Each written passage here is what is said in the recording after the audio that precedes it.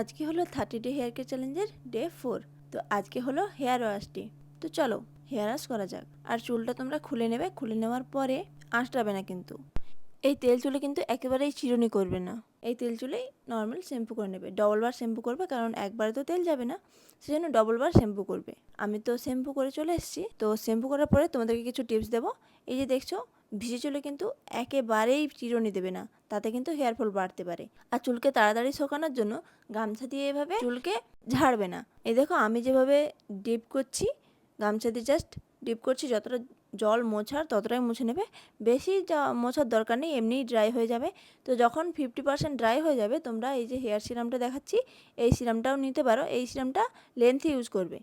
আর এই সিরামটার লিঙ্ক কিন্তু আমার হেয়ার বলে যে হাইলাইট করা আছে, ওখানে তোমরা ওই প্রোডাক্টের লিঙ্ক পেয়ে যাবে। এই সিরামটা কিন্তু শুধুমাত্র লেন্থে ইউজ করবে। তোমাদেরকে 2 নম্বর দিনে যে টোনারটা দেখেছিলাম, ওই টোনারটা তোমরা দুপুরবেলা ইউজ করে নেবে। নাইটেও একই রুটিন কিন্তু ফলো করবে, ঠিক আছে?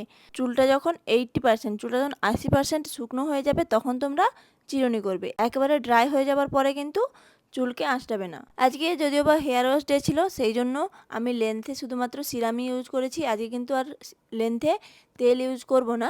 তোমরা যদি পারো, তোমাদের কাছে যদি না সিরামটা অ্যাভেলেবেল থাকে, তখন তোমরা হালকা একটু অয়েল, যেরকম দেখিয়েছিলাম সেরকম অয়েল তোমরা লেন্থে ইউজ করে নেবে।